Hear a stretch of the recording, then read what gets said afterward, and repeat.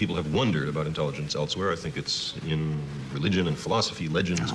But this is the first time that we have the competence and ability to actually do such a search, and we're just beginning. Science does not prove religion, because religion is faith-based. And therefore, you should not deny the value of it because it is faith-based and not scientific. But let's look a little more deeply into that. What is faith? It is belief in the absence of evidence. Now, I don't propose to tell anybody what to believe, but for me, believing when there's no compelling evidence is a mistake. My next guest, I always look forward to having here. He is a professor of astronomy and space sciences at Cornell, director of the Laboratory for Planetary Studies. He's written a best-selling and fascinating book called The Dragons of Eden. Would you welcome, please, Dr. Carl Sagan.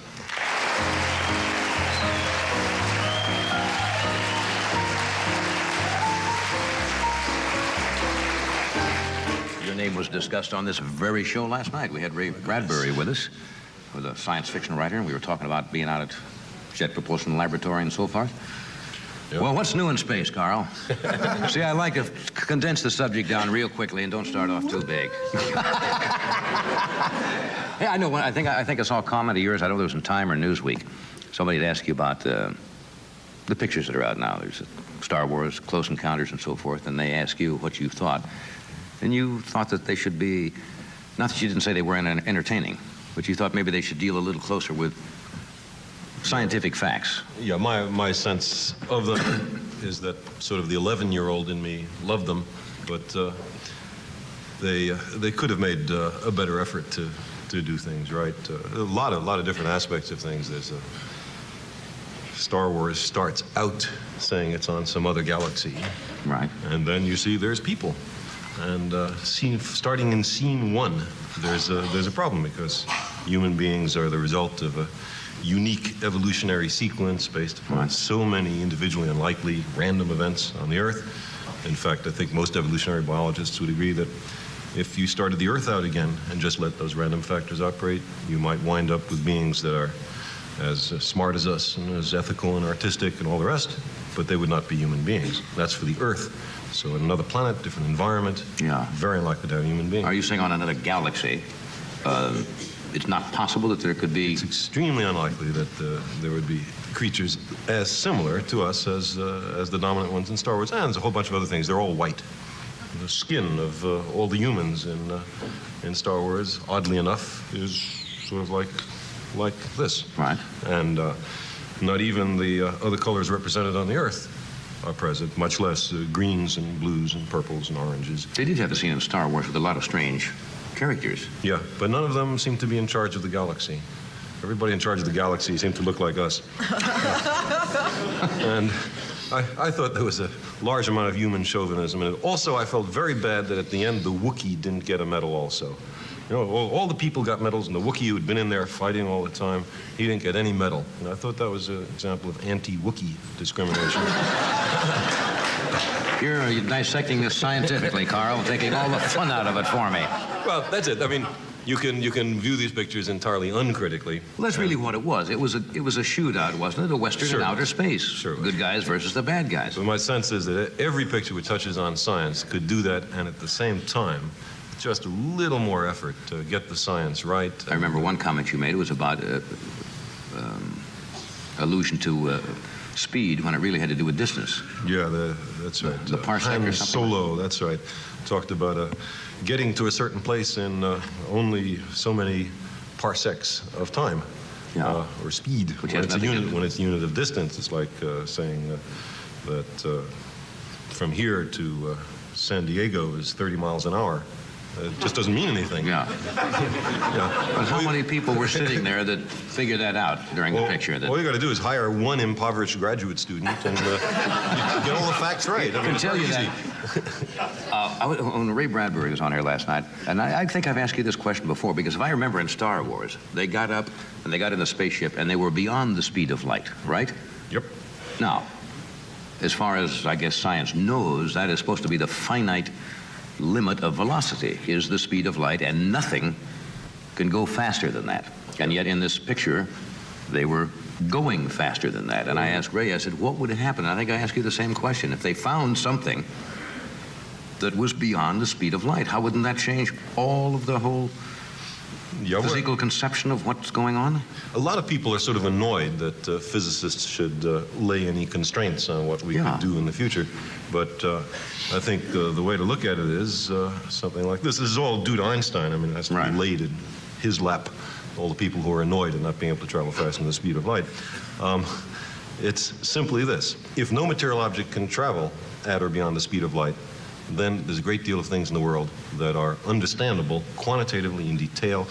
The universe makes sense. If it were possible to travel faster than the speed of light, then all of that comprehensibility breaks down, and there are a lot of awkward things that can happen, such as effects preceding causes. If you see what I mean. The light goes on, and then you walk to the switch to turn it, and things like that. Wasn't there a famous poem about that after Einstein's? There was a young lady from Bright. Named Bright, who could travel much faster than light. She left. Set out one day in a relative way and returned the preceding night. Right, that's the one. That was little Carl Sagan reciting. Human intelligence is not evidence of divine design. It has a clear biological history. Chimpanzees use tools, crows solve puzzles, dolphins communicate, and elephants remember and grieve. That shows intelligence developing across nature, not appearing magically in humans. Genesis claims humans are separate and above animals, but biology shows shared ancestry, gradual development, and continuity. And now let's hear our next student. Very good, Carl. You may take your seat. We'll be right back after this and talk about some...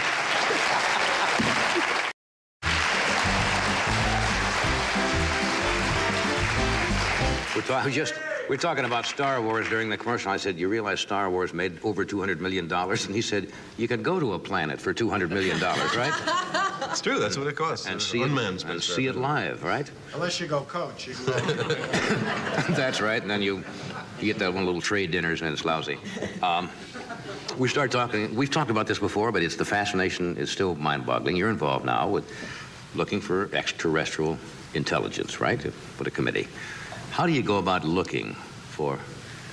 Well, there are a number of popular ideas. How would you know it? I mean, that they were. Maybe we couldn't comprehend what they were trying to tell us. Is that a possibility?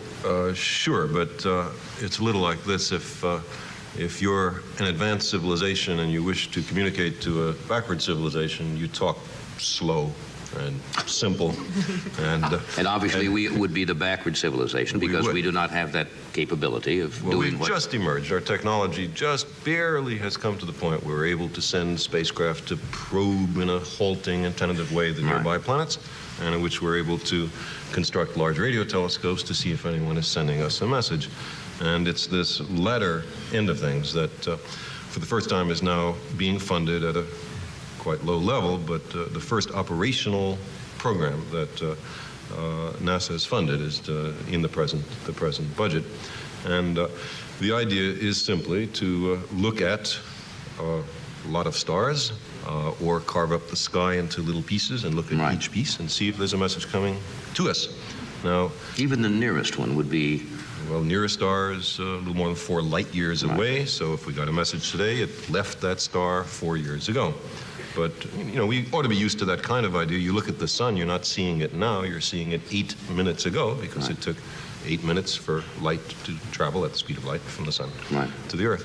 The question of how you would recognize a signal as intelligent, suppose you heard something which said beep, beep, beep, beep, beep, beep, beep, beep, beep, beep, beep, and went through the first 30 or so prime numbers. That's an answering service.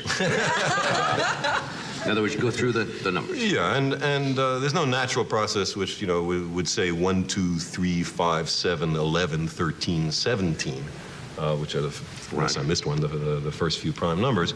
And so you would say, well, look, here's somebody who, for some reason, is into prime numbers. Prime number is a number that can only be divided by 1 in itself. Right. Here's somebody who's into prime numbers. They've attracted our attention. There must be more to it than just prime numbers, and then you would look more closely.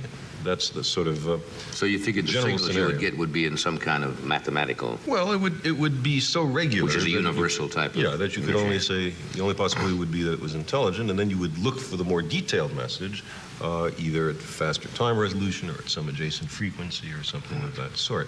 The remarkable thing is that for all of the history of mankind, people have wondered about intelligence elsewhere. I think it's in religion and philosophy, legends. But this is the first time that we have the competence and ability to actually do such a search, and we're just beginning. Are we sending out from here some kind of, outside of the thing that the plaque that you put on the Mariner or Pioneer? Pioneer, and then the Voyager record, which we and the talked record. about once. Are we sending any type of radio signals? Not really. There was one sort of ceremonial demonstration at the resurfacing of the Arecibo Observatory in 1974. A signal was sent by Frank Drake, who's getting married in 2 days. I thought I mentioned that. But to a place that's 24,000 light years away. It's not a, so if there's an answer, it'll be in 48,000 years. Don't hold your breath. That was merely... That's really being on hold, isn't it? Wow. It was merely to demonstrate that it could be done. But in general, radio astronomers have not sent out, just have listened. But there are signals that are sent out, including this program. I was going to, just what I was saying. Is it true that all shows, television, radio shows, that are sent out travel forever through the void? Yep, they do. They do not diminish in... Well, they do. They diminish by what's called the inverse square law, so it goes twice as far, it's a quarter as intense. But somebody with a receiver... With a powerful and receiving antenna and so all the television shows and radio shows have been broadcast. Well, the Earth turns, so they get jumbled up. But are still traveling through the cosmos. So it's a little bit like this. You imagine here's the Earth, and around it is a kind of spherical wave front traveling at the speed of light. It's now about 30 light years away from the Earth because the first large-scale commercial television was 30 years ago. And in there is the television programs of the late 40s. Howdy Doody, Milton Berle, the Army McCarthy hearings, and other signs of high intelligence on the planet Earth. So... somebody could be seeing Burl right now, walking around on the sides of his feet, 30 light in a dress. And judging us. And judging us and saying, well, Aug, I think we got troubles down there. I just hope they wait till Sesame Street arrives. It'll save us. That's fascinating, the idea that goes out there. The actual situation is that even if the programs could not themselves be made out, there's no question that a low form of intelligent life on the Earth could be deduced in that way. If you had to make what I guess a calculated guess or theorize, when do you think it would be, if you think it would happen, when would it happen? Within a period of 10 years, 20, 50 years? See, it depends on how much of an effort we make. If we make no effort, the possibility of detecting such signals is small. If we make a big effort, then the probability goes up and nobody knows to what. Now, people are going to ask you, you say because this could cost money. You say, okay, you hear from somebody 10 light years away. But by the time you transmit back and forth, what is the value of that? I mean, if you have to sit around and wait for 50 years or 100 years to get an answer, they're saying, why? What are you talking about? 100 years from now, who in the hell is going to care? We're going to be gone. Well, there's a lot of answers to that. It's a good question, but it's one worth pondering. For one thing, there's a lot of information in human society which goes only one way. Socrates talks to us. We don't talk to Socrates. That's what books are about. People who are dead convey their wisdom to us. So somebody could transmit the knowledge of another planet and just send the direct knowledge. And think of that. Think of a civilization on a different planet evolved under quite different circumstances than here. What is their art like, their music, their science, their technology, their politics? What have they learned? Have they been in contact with still other civilizations? Do they have a repository of such information? Think of how we'd be able to view ourselves in a new way, suddenly to have a new perspective. There's another aspect to it, too, and that is we are at a very dangerous moment in human history. We have weapons of mass destruction. We are in the process of inadvertently altering our climate and exhaustion of fossil fuels and mineral, all kinds of problems which come with technology.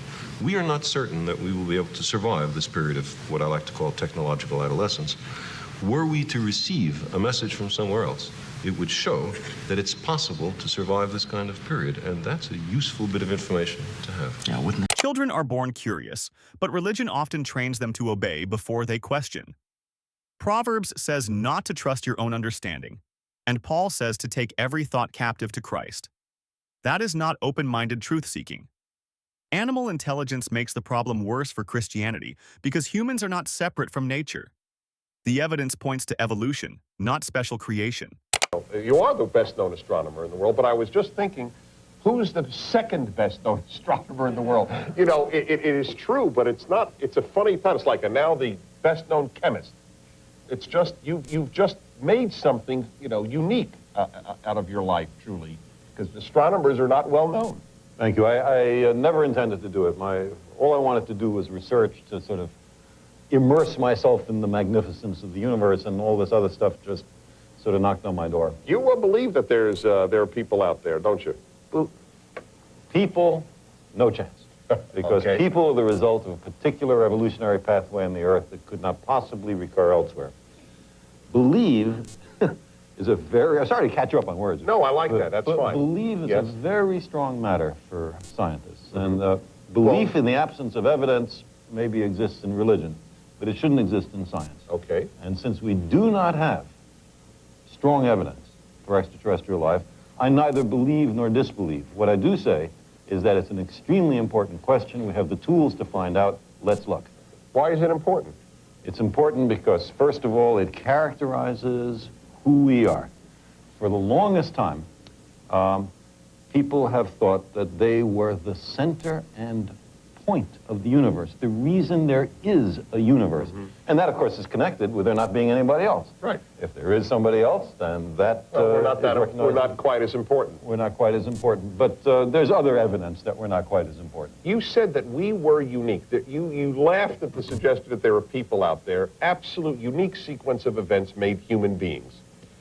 And every other animal on the planet. Okay, does that not argue for a God, for a design? I can't imagine. Why? Would you say that the existence of a slime mold argues for God? Yes, Why would you say that? because the existence of something that is designed implies to me a designer. You have not met Mr. Charles Darwin, I can tell. I have met Mr. Darwin, and Mr. Darwin believed in God. Mr. Darwin... Last I asked him, he believed. But he did not believe that the argument you presented holds water. What Mr. Darwin said is that the slime mold and humans and everybody else have evolved by a set of natural processes, and no hand of a creator is evident or needed. That's the whole point of evolution by natural Right. So selection. you feel that the pancreas and the liver and the intestines and the brain arrange themselves by natural, pure, fluky chance. A caricature. Why? what you Why just is it said. a caricature? You're walking along the beach. You look down, there's something shiny. You pick it up. It's a pocket watch. You say, my goodness, look how beautifully this is put together. Look how well form matches function. Is it possible that the various gears and wheels fell together by accident? Ridiculous idea. A watchmaker means a watchmaker. Right. Now you go and you look at a pancreas maker. right. And that's the step where you've made a mistake. Why? All right. I'll tell you. Now let us look at the variety of dogs in the world. Okay? Ranging from, let's say, Dachshunds to Great Danes. Okay? Different forms, different functions, wildly different. How did they get to be so different? The answer is, humans made them different. I know you think this is still watchmaker, but wait a minute.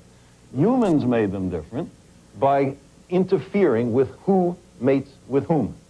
You want a dog that goes into holes in the ground and ferrets out moles or something, then make sure that this low-slung guy mates with that low-slung female, and probably you're going to get more low-slung dogs.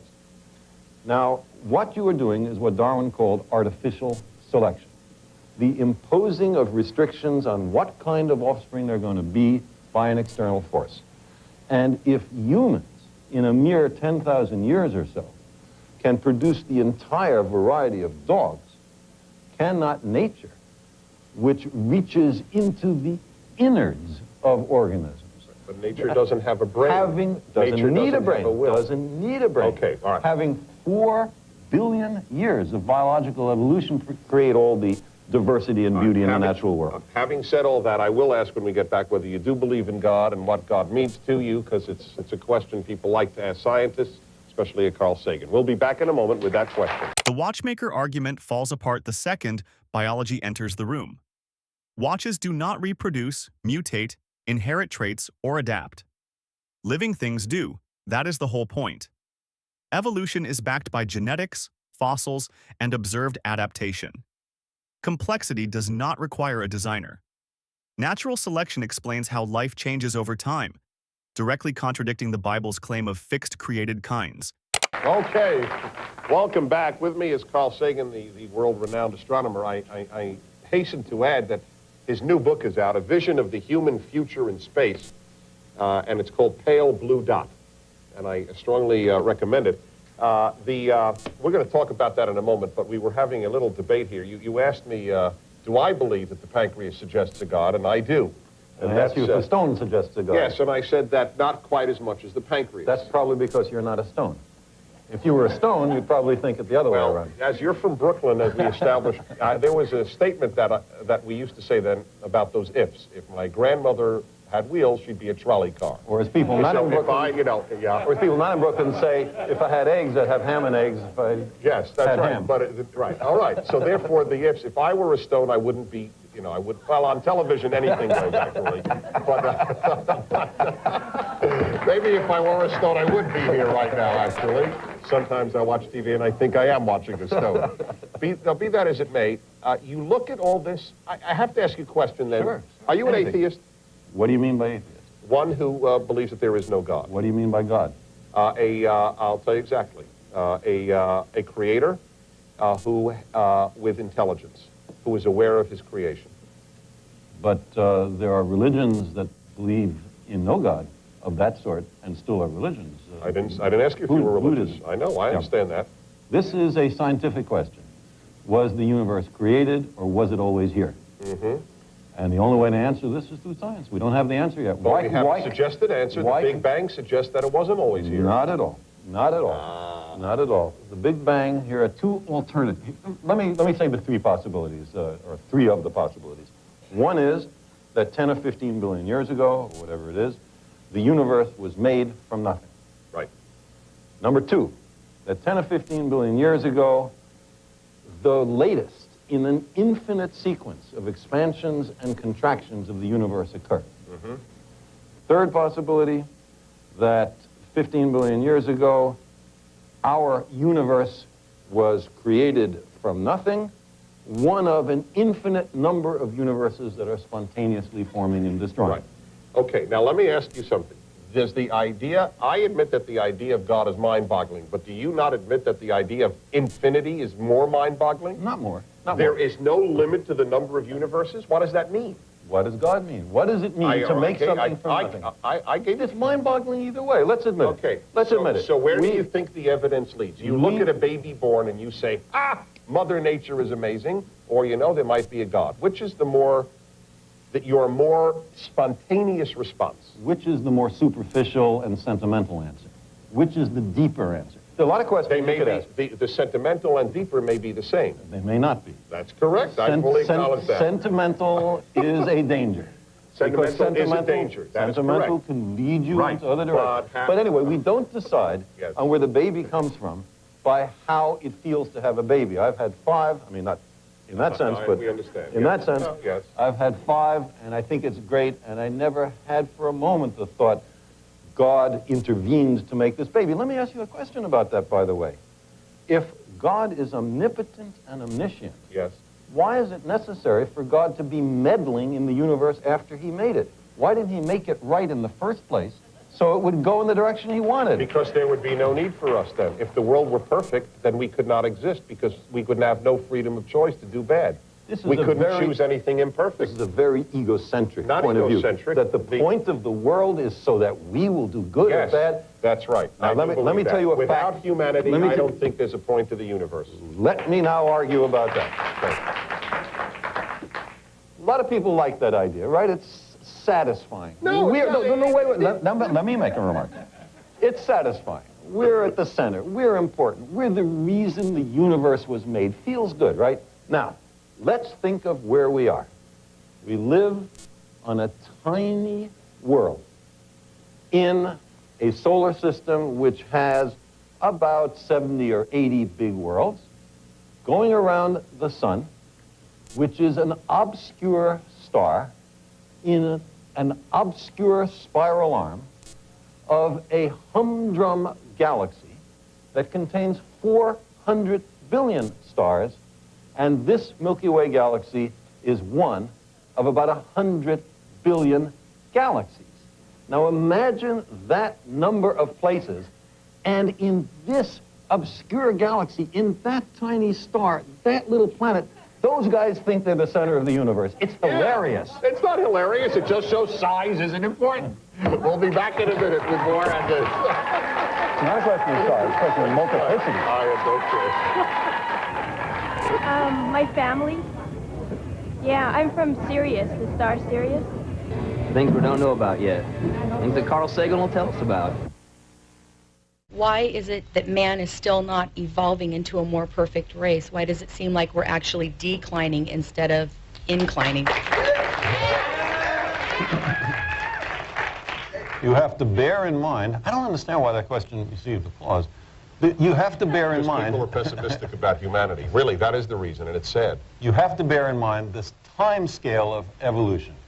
The average lifetime of a mammalian species is a few million years.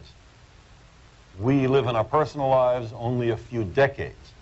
There's a discordance between what we see personally and what the history of our species are. And So by we will the evolve way, according to your theory. evolution is not always in an upward direction. Evolution goes in all sorts of directions, including species that become less fit and become extinct. Most species that have ever lived on Earth are now extinct. Extinction What is your the answer? rule. What is your answer to those who say we have so many needs on Earth, and specifically in our society, we shouldn't spend billions and billions on scientific research? I would say that there are short-term problems and there are long-term problems. And if you eat the seed corn, you're just as dead as if you shot yourself. Fair enough. Yes, please. Dr. Sagan, how would you explain the large markings in the fields, and do you think maybe those were caused by spaceships? You're talking about crop circles. Yeah. This is well understood. Crop circles are a hoax. There were two guys in a pub in Wiltshire, in southern England, who said, I've had enough of this UFO stuff. Let's really show them up. Let's make a big circle in the wheat and see what happens. And what happened, let me spend just a second on this.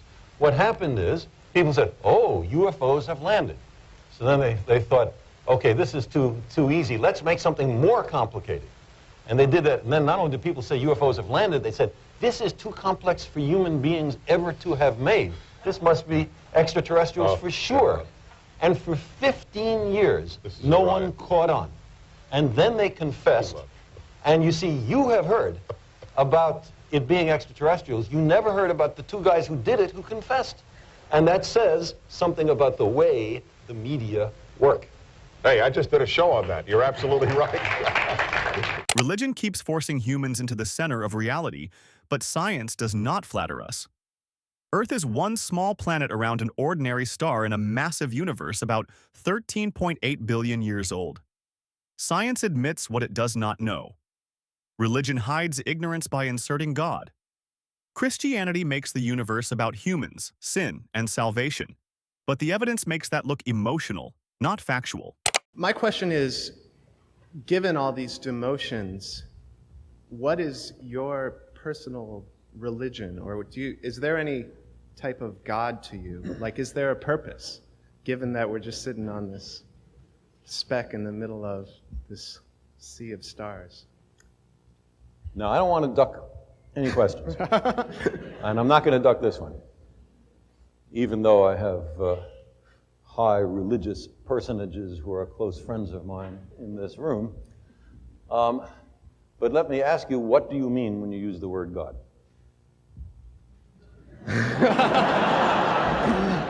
Well, I guess what my question, it's like, is there a purpose for, I mean, given all these demotions, why don't we just blow ourselves up?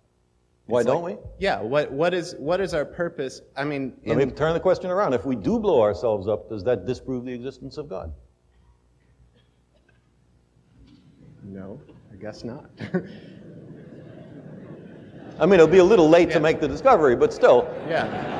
I guess what I'm asking is, since as we kind of make God almost go away in this as he, through these demotions, and I don't mean he, because who knows what God is, but still saying it makes it sort of icky, doesn't it? Yeah, it's tough. We like it to be a he, don't we? Yeah. We've been trained to think of it as a he. It seems that through the ages, humans have created a mythological framework that has often involved some kind of higher spiritual powers. And as every human culture has done that. As that goes away, as we know more and more and it seems harder and harder to prove that anything might exist like that, where does that leave us? On our own.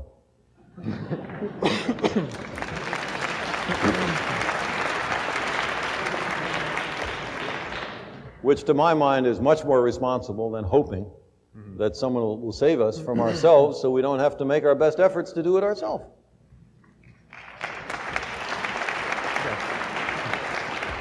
And if we're wrong, and there is someone who steps in and saves us, okay, that's all right.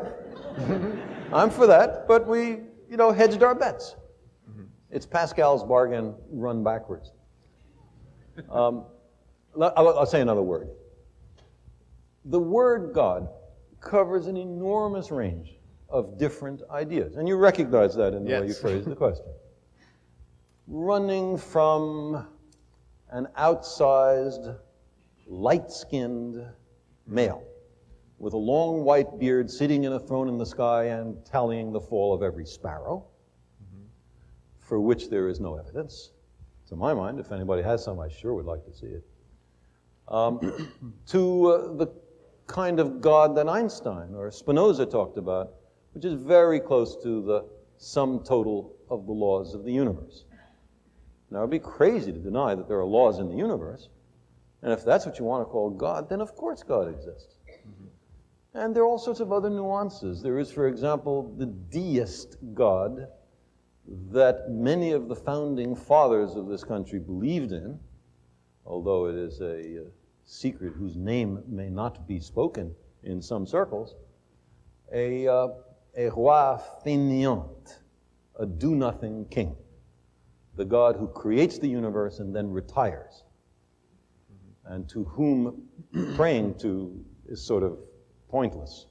He's not here. He went somewhere else. He had other things to do. Now, that's also a God. So when you say, do you believe in God?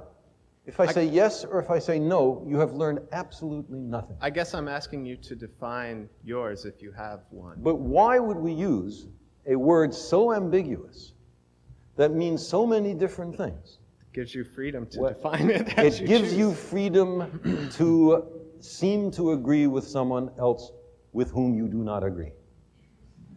It covers over differences.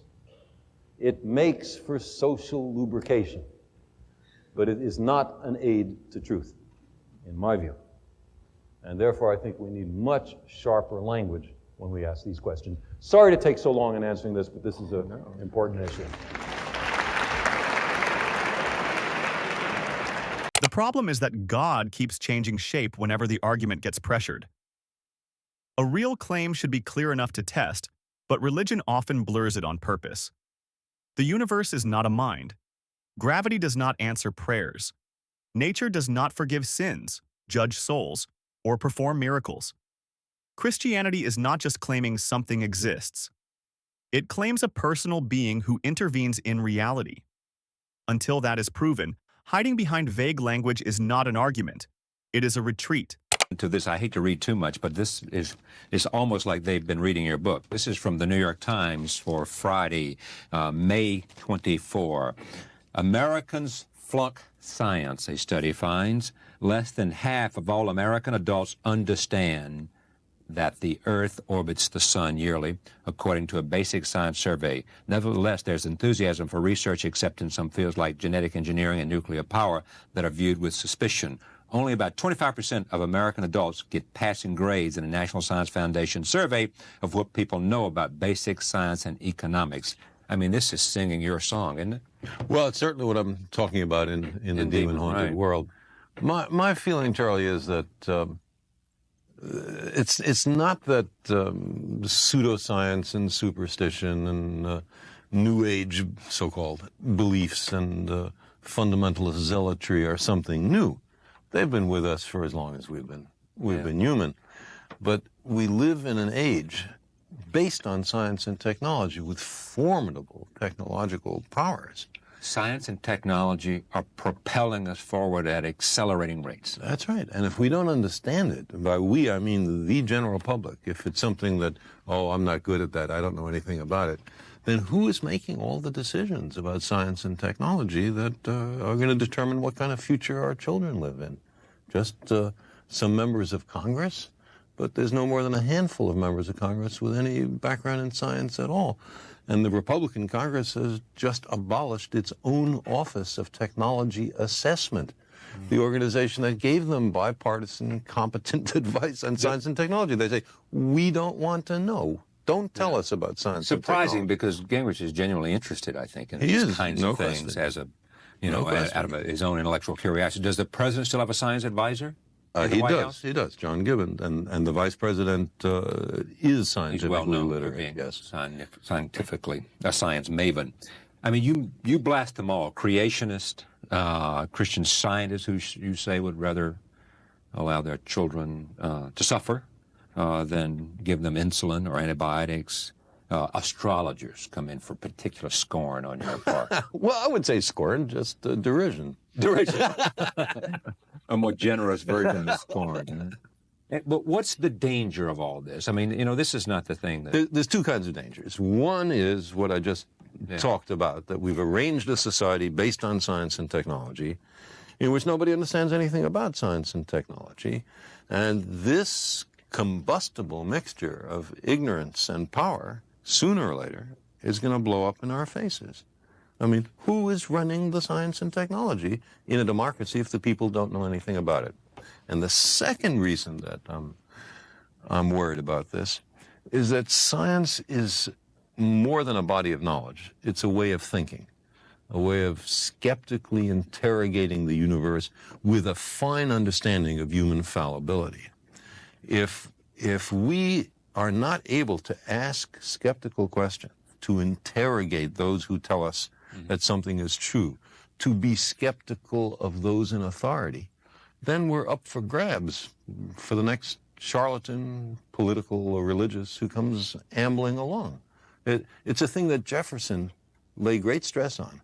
It wasn't enough, he said, to enshrine some rights in a constitution or a Bill of Rights. The people had to be educated, and they had to practice their skepticism and their education. Otherwise, we don't run the government. The government runs us. Jefferson was amazing in his devotion to science. We think of Jefferson as this man who was literate and who was a passionate articulator of freedom. But if you go to Monticello, exactly, what you appreciate is he was at heart a scientist, a botanist, an architect, geologist. And if you Meriwether Lewis, as we know from Stephen Ambrose, he wanted him to go out and do experimentations and explore and be skeptical and find answers to passages and explore the West. Exactly right. And there was also an economic grail if the Northwest Passage was found. Jefferson said that he was at heart a scientist, that he would have loved to have been a scientist. But there were certain events happening in America that called to him, and so he devoted his life to that kind of politics. Indeed. So that generations later, people could be scientists. Have we, the point is made, and maybe by you, is it, when's the last time we had a president who made a speech about science? I say that. It is this notion that science is not of great interest to us in some sense, that somehow we don't want to learn. You see, people read the stock market quotations and financial pages. Look how complex that is. And because they know the direct connection to their own. There's a motivation, but they're capable. Large numbers of people. People are able to look at sports statistics. Look how many people can do that. Understanding science is not more difficult than that. It doesn't involve greater intellectual activities. But the thing about science is, first of all, it's after the way the universe really is and not what makes us feel good. And a lot of the competing doctrines are after what feels good and not what's true. Okay, but you got to make, I'm not sure you'll go this far with me, but I mean, there's a lot of that is about feeling good, and there's a lot of that that's about hocus pocus, but at the same time, there are millions of people who understand science does not prove religion, but because religion is faith-based, and therefore you should not deny the value of it because it is faith-based and not scientific. But let's look a little more deeply into that. What is faith? It is belief in the absence of evidence. Now, I don't propose to tell anybody what to believe, but for me, believing when there's no compelling evidence is a mistake. The idea is to withhold belief until there is compelling evidence. And if the universe does not comply with our predispositions, okay, then we have the wrenching obligation to accommodate to the way the universe really is. So you step forward to say, I deny all religion because I can't see it proved scientifically? No. You see, the value of religious experience and the value of reaching for higher experiences. Let me say, religion deals with history, with poetry, with great literature, with ethics, with morals, including the morality of treating compassionately the least fortunate among us. All of these are things that I endorse wholeheartedly. Where religion gets into trouble is in those cases that it pretends to know something about science. The science in the Bible, for example, was acquired by the Jews from the Babylonians during the Babylonian captivity of 600 BC. That was the best science on the planet then. But we've learned something since then. Roman Catholicism, Reformed Judaism, most of the mainstream Protestant denominations have no difficulty with the idea that humans have evolved from other creatures, that the Earth is 4.6 billion years old, with the Big Bang. They don't have any trouble with that. The trouble comes with people who are biblical literalists, who believe that the Bible is dictated by the creator of the universe to an unerring stenographer. And so therefore they... And has no metaphor or allegory. And faith is not a path to truth. It is permission to believe before the proof is there. That is harmless until religion starts arguing with biology, medicine, and history. Science earns trust by testing, failing, correcting, and improving. That is how we got vaccines, germ theory, genetics, evolution, and deep space astronomy. The Bible offers ancient certainty. Science offers evidence. And from there, they make their political and economic choices and social choices. And scientific. And scientific choices. And scientific. And that's part of your problem with that idea. Exactly. It is that because for the wrong reasons, we make the wrong choices about science. That's right. So who is more humble? The scientist who looks at the universe with an open mind and accepts whatever the universe has to teach us? Or somebody who says everything in this book must be considered the literal truth, and never mind the fallibility of all the human beings involved in the writing of this book? Mm-hmm. Okay, I mean, I accept that, but I also, the argument being made by many is that, you don't have to, whether a specific scientific act took place as described by some biblical writer is not at the heart of the religious faith and the religious experience. Some people agree with you, and some people don't. Some people think that every jot and tittle in the Bible is essential. You throw one thing away to allegory or metaphor, then it's up to everybody to make their own decision. Then how are we, a lot of this has to do with science in the United States. Are we different than other nations? Absolutely not. You can see this worldwide. In India, there's a madness about astrology. In Britain, it's ghosts. In Germany, it's rays coming up from the earth that can only be detected by dowsers. Every country has its own specialties. We seem to be fascinated by UFOs right now. But one thing... What is that? Before you leave UFOs, tell me about you and Professor Mack. John Mack is a professor of psychiatry at Harvard, who I've known for many years. We were arrested together at the Nevada nuclear test site protesting U.S. testing in the face of a Soviet moratorium on testing. And many years ago, he asked me, what is there in this UFO business? Is there anything to it? And I said, absolutely nothing, except, of course, for a psychiatrist. He is a psychiatrist. Well, he looked into it and decided that there was so much emotional energy in the reports of people who claimed to be abducted that it couldn't possibly be some psychological aberration, that it had to be true. He believed his patients. I do not believe his patients.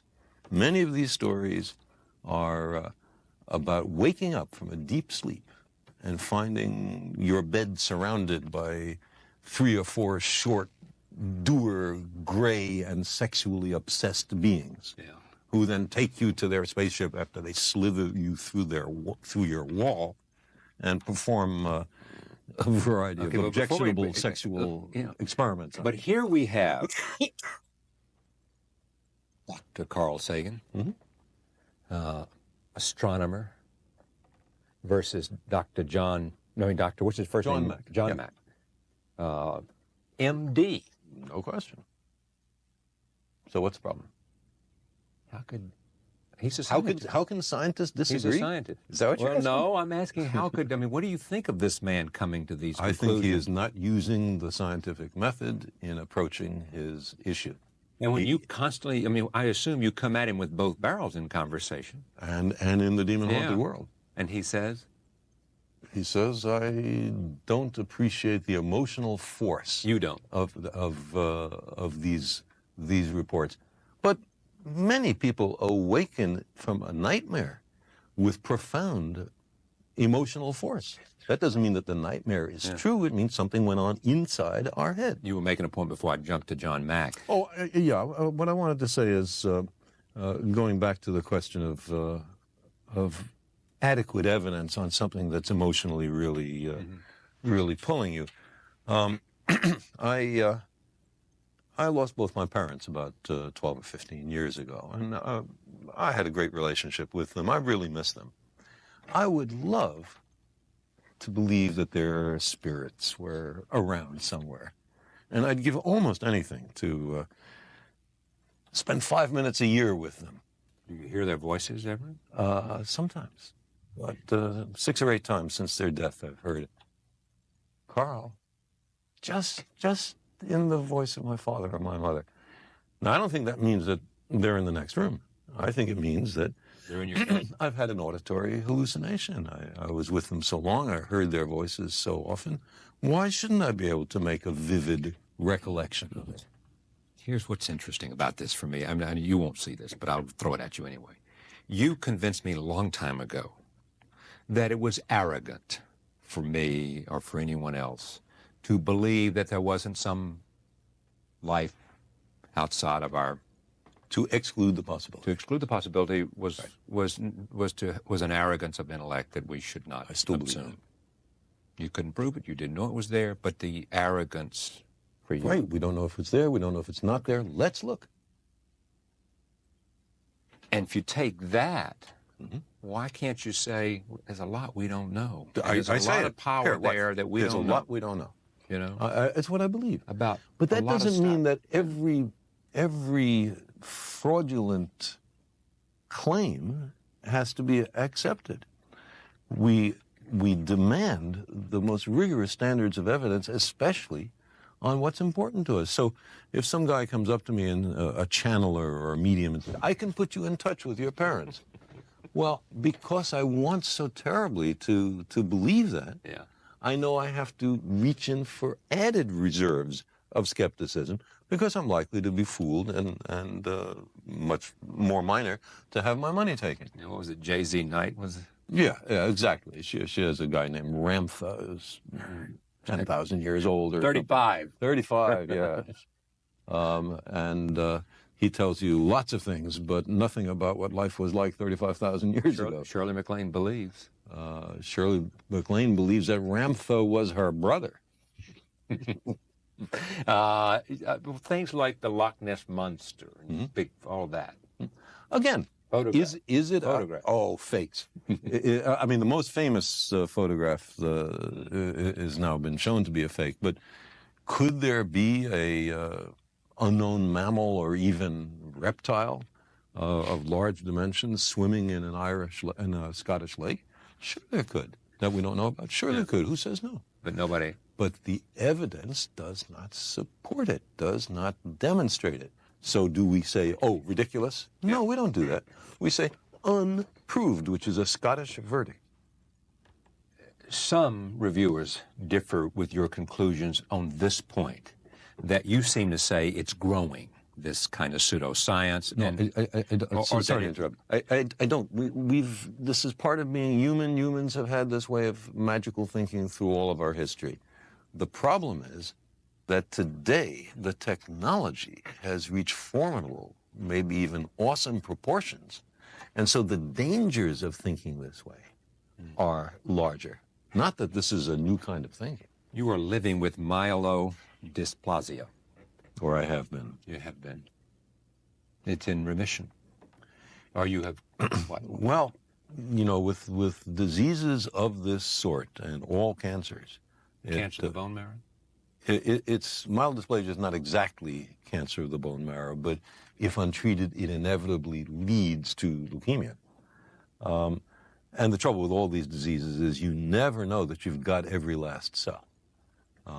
You can only detect down to a certain level.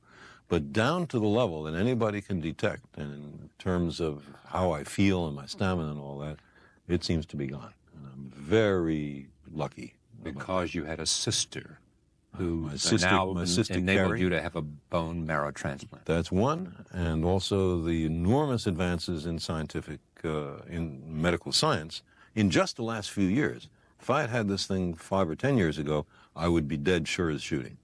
And then finally, the love and support of my family. All of those have played a central role. So you're optimistic? I'm very optimistic, or at least very hopeful. And just share with us, because of your sense of language and your sense of understanding and being reflective and introspective, what do you think about, and what does it do for you to I didn't have any near-death experiences. I didn't have any near-death experiences. I didn't have a religious conversion, but you thought about what it would be like to die. Certainly, and what it would be like for my family, right. and I didn't much think about what it would be like for me, because I don't think it's likely there's anything that you think about after you're dead. That's it, huh? Yeah, long dreamless sleep. I'd love to believe the opposite, but I don't know of any evidence. But one thing... Faith, Carl, faith. One thing that it has done is to enhance my sense of appreciation for the beauty of life and of the universe and the sheer joy of being alive. You had a healthy portion of that before this, but even you, it happens to. Oh, there's no question. Appreciation. No question. Every moment, every inanimate object, to say nothing of the exquisite complexity of living beings. You imagine missing it all, and suddenly it's so much more precious. May you live a long time. Thank you very much. Thank you. Pleasure. Religion survives because it knows where people hurt. Death, grief, fear, guilt, and the hope of seeing family again are powerful emotional triggers. But pain does not prove heaven. Missing someone does not prove an afterlife. The brain can replay voices, memories, and presence because love and loss are intense. Christianity sells certainty where evidence is missing, and that is the problem. So here's the real question. If faith needs to ignore evidence to survive, is it truth or just comfort? Comment what you think below. And if this made you think, don't forget to like and subscribe for more.